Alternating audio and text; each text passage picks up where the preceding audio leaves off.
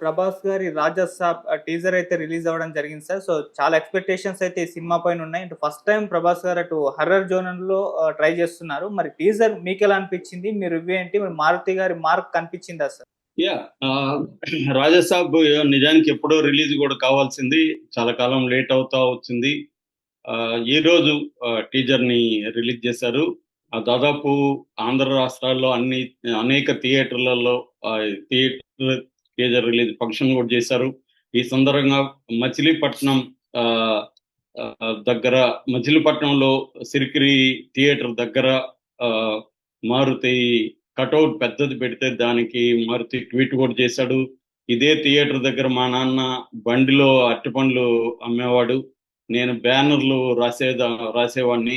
అలాంటిది ఇప్పుడు ఒక నేషనల్ స్టార్ పక్కన ఆయనకి ఈక్వల్‌గా నా కటౌట్ పెట్టడం అనేది నా అదృష్టం. మా నాన్న గాని బతుకుంటే ఎంతో ఆనందించేవాడు. మిస్ యూ నాన్న అని ఒక ఎమోషనల్ కామెంట్ కూడా పెట్టాడు. ఎందుకంటే మారుతి కెరియర్‌లో ఇది అతిపెద్ద సినిమాగా చెప్పుకోవచ్చు. Maruthi very very almost no budget సినిమాల నుంచి ఈ రోజుల్లో అనుకుంటా అట్లాంటి ఒక నో బడ్జెట్ సినిమా నుంచే అతను స్టార్ట్ అయ్యాడు. ఫస్ట్ సెక్స్ కామెడీస్ తీశాడు. మెల్లమెల్లగా రొమాంటిక్ కామెడీస్‌కి వచ్చాడు. ఆ తర్వాత ప్రేమ కథా చిత్రం. అతను డైరెక్ట్ చేయకపోయినా అతని టీము అతని ఆధ్వర్యంలో చేశారు. అది తెలుగులో అప్పట్లో ఆహ్, పెద్ద హిట్ అయిన ఒక హారర్ కామెడీ. హారర్ కామెడీ అనేది హాలీవుడ్‌లో 'స్క్రీమ్' నుంచి మొదలవుతుందనమాట. 'స్క్రీమ్' సీరీస్ నుంచి హారర్ కామెడీ అనేది సెపరేట్ జాన్రాగా మొదలైంది. అంతకుముందు హారర్ థ్రిల్లర్స్, హారర్ సినిమాలుండేవి. హారర్‌లో కామెడీని క్రియేట్ చేయడం అనేది 'స్క్రీమ్' నుంచి మనకు మొదలైంది. ఆ తర్వాత ఇండియాలో గూడా మనకి అనేక సినిమాలొచ్చాయి.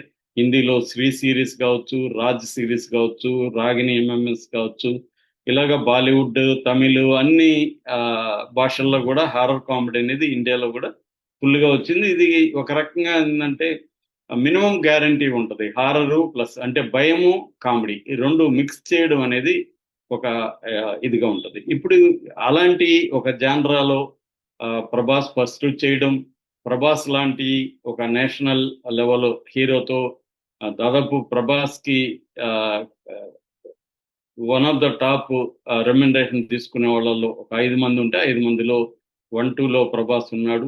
సో, అలాంటి ప్రభాస్‌తో 'మారుతి' సినిమా అనేసరికి ఒక డిఫరెంట్ అంచనాలొచ్చాయి. పోస్టల్ రిలీజ్‌కే ఆల్రెడీ ఒక అంచనా వచ్చింది. ఇప్పుడు ఈ టీజర్ మొత్తం 2 నిమిషాల 24 సెకన్లున్నాయి. అందులో నచ్చనిదేందంటే నాకు దాంట్లో గూడా మళ్ళీ ఆ తొక్కలో యాడ్, ఆ యాడ్ అంటేనే చాలా మందికి కాలుతుందిప్పుడు.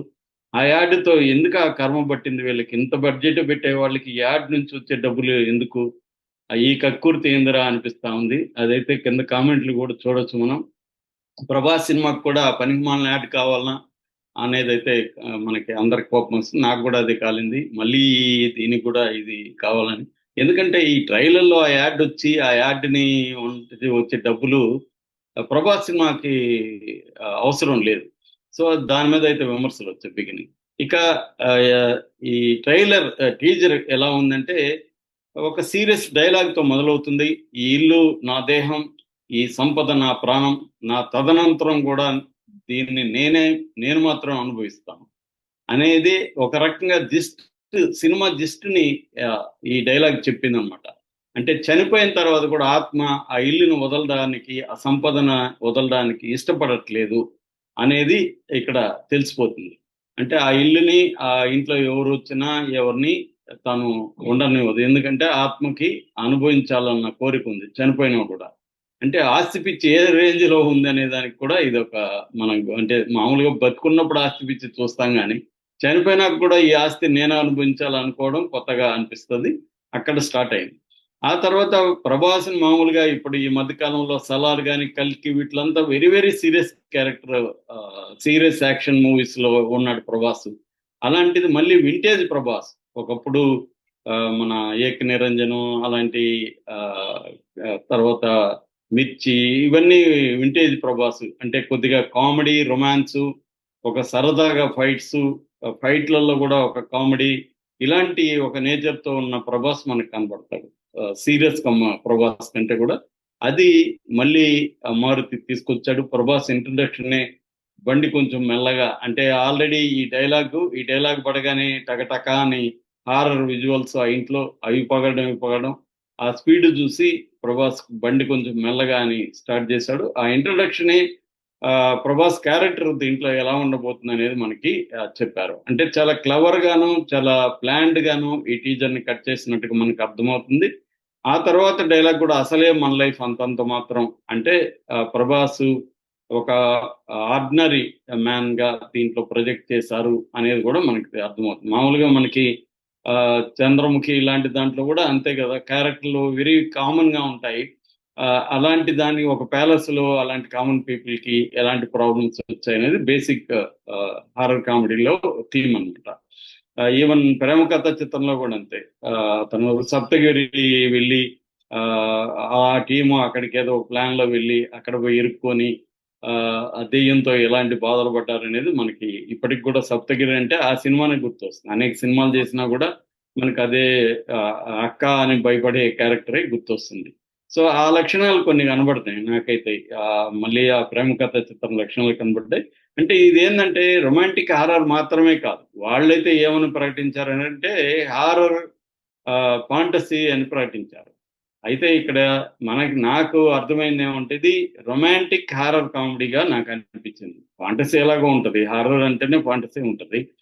అయితే ఇక్కడ రొమాన్స్ కూడా బాగా ఉన్నట్టుగా మనకు అర్థమవుతుంది. ఎందుకంటే ప్రభాస్ ఈ 2 నిమిషాల 24 సెకండ్ల టీజర్ లోనే ప్రభాస్ రొమాన్స్ కూడా ఇక్కడ వచ్చేసింది అనమాట. అంటే ఈ నేరాలు ఏం నేరం చేశావు నువ్వు అని అడిగితే ఈ నేరాలు పాపాలు ఏంటాయి, డిగ్నిఫైడ్ లవ్ చేస్తే అనడం కానీ, తర్వాత నువ్వు నన్ను ఏం చేసావు అంటే నేను ఏదో మందులు కొరికేసినట్టున్నాను అనడం కానీ, అంటే ఒక రొమాన్స్ లో కూడా కామెడీ అనేది కూడా కనబడుతుంది. రొమాన్స్ కూడా ఏదో సీరియస్ రొమాన్స్ అట్లా కాకుండా రొమాన్స్ కూడా కామెడీగా తీసుకోవడం, సరదాగా తీసుకోవడం అనేది మనకి కనిపిస్తుంది. అంటే ఎక్కడా కూడా సీరియస్ డ్రామా కానీ సీరియస్ వైలెన్స్ కానీ కనబడదు. At the same time fights అయితే ఉన్నాయి. ఉన్నాయి.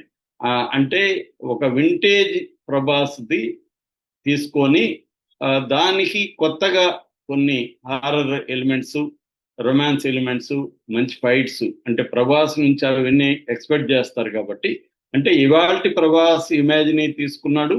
మారుతి కైండ్ ఆఫ్ మార్క్ ఉంటది. మారుతి కైండ్ ఆఫ్ మార్క్ అంటే ఒక చిన్న పాయింట్ తీసుకుంటాడు మారుతి, దాని చుట్టూ డ్రామా క్రియేట్ చేసి, కామెడీ క్రియేట్ చేసి, రొమాన్స్ క్రియేట్ చేస్తాడు. ఇది మారుతి మార్క్ అనమాట. అంటే ఎవాల్వ్ అవుతూ వచ్చిన మార్క్ ఏంటంటే ఒకడికి ఏదో నీట్నెస్ గా ఉండే క్యారెక్టర్, ఒకడికి ఇంకేదో ఒక ఫ్లా ఉంటుంది, మతిమరి ఫ్లా ఉంటుంది. అలాంటి దాని చుట్టూ వచ్చే కామెడీని తీసుకున్నాడు. ఇదేమో ఇప్పుడు ఏం చేశాడంటే హారర్ అంతకు ముందు కూడా చేస్తున్నాడు కాబట్టి అది కూడా ఒక భవనాన్ని తీసుకున్నాడు. దానికి ఒక ఆత్మ, దాంట్లో ఒక రొమాన్స్ క్యారెక్టర్, ఒక మామూలు క్యారెక్టర్, దానికి ఒక రొమాన్స్, ఇలాంటి క్యారెక్టర్ విలన్స్ కూడా ఇక్కడ ఉన్నట్టుగా కనబడతారు. అంటే ఓన్లీ హారర్ తో ఫైట్ చేయడు కదా, దెయ్యంతో ప్రభాస్ ఫైట్ చేస్తాడా, లేకపోతే విలన్స్ కూడా ఉన్నారా అనేది మనకి వేగ్ గా వదిలిపెట్టారు. కానీ మనకు అర్థమవుతుంది విలన్స్ కూడా ఖచ్చితంగా ఉన్నారు. ఎందుకంటే మారుతి తెలివిగా ఏం చేస్తాడంటే ఇవాళ ప్రభాస్ ఇమేజ్ ఒట్టి కామెడీ, రొమాన్స్, హారర్ ఉంటే ప్రభాస్ ఇమేజ్ సరిపోదు. ఎందుకంటే ప్రభాస్ లార్జర్ దాన్ లైఫ్ ఇమేజ్లోకి వెళ్ళిపోయాడు. ఖచ్చితంగా ఫైట్స్ అవన్నీ ఉండాలి. అవి లేకుండా ఒట్టి నేను కామెడీ చేస్తాను అంటే మళ్ళీ ఈ కామెడీ చేయడానికి ప్రభాస్ ఎందుకురా నీకు, సప్తగిరికి సరిపోతాడు కదా, సప్తగిరి స్థాయికి ప్రభాసం దించేసావు కదా అన్న విమర్శలు వస్తాయి. కాబట్టి క్లవర్ గా అన్ని ఎలిమెంట్స్ ని మారుతి మిక్స్ చేసినట్టుగా కనబడుతుంది. ఆ తర్వాత దుర్గమ్మ తల్లి అని ఒక డైలాగ్ ఉంది. దాని తర్వాత ఇదేంటి తాత వైర్ గురికేసేయడం చూడరా అనేది ఒక కామెడీ ఉంది, డైలాగ్ ఉంది. తర్వాత హే జగన్నాథ్ ప్రభు క్యాఫారే అనే ఒక ఇది ఉంది. సో ఇలాగా ప్రభాస్ ఎవ్రీ టైం ఒక ఫైట్ జరిగినా లేకపోతే ఒక హారర్ దీంట్లోకి వెళ్ళినా ఆ సిచ్యువేషన్ నుంచి కామెడీ మాత్రం మారుతి వదిలిపెట్టలేదు అనేది అర్థమవుతుంది. మేబీ అదే దీని విన్నింగ్. ఇది దీంట్లో కాస్టింగ్ విషయానికి వస్తే కూడా ఆల్రెడీ 3 హీరోయిన్లు ఉన్నారు. అంటే దాన్ని బట్టే రొమాన్స్ మనకి కన్నుల పండుగగా యూత్ కి ఎలా ఉండబోతుంది అర్థమవుతుంది. మాలవిక మోహనన్ ఉంది, నిధి అగర్వాల్ ఉంది, రిధి కుమార్ ఉంది. వీళ్ళందరూ ఉన్నారు కాబట్టి ఖచ్చితంగా ఇది ఉంది. అట్లాగే తమన్ మ్యూజిక్ కూడా మారుతి తమన్ కలిసి పనిచేయడం ఇది మొదటిసారి. తమన్ మ్యూజిక్ కూడా దీంట్లో స్పెషల్ గా అయితే ఉండే అవకాశం ఉంది. ఇక కార్తిక్ పళని కెమెరా వర్క్ చాలా బాగుంది. దీంట్లో విజువల్స్ అయితే మాత్రం అదిరిపోయినాయి. ముఖ్యంగా విఎఫ్ఎక్స్ చాలా బాగొచ్చాయి. సో ఈ చిన్న టీజర్ లోనే మారుతి ఒక చిన్న సినిమానే మన ముందు ఉంచినట్టుగా మనకి చెప్పొచ్చు. పర్ఫెక్ట్ టీజర్ కట్ చేశాడు మారుతి, నో డౌట్. ఖచ్చితంగా ఇది ఆడియన్స్ కి నచ్చుతుంది. సినిమాకి కూడా హిట్ అయ్యే లక్షణాలు ఉన్నాయనేది మనకు అర్థమైపోతుంది. అంటే ఆడియన్స్ కి ఏమాత్రం నిరాశ పడే అవకాశం అయితే లేదు. Thank you so much.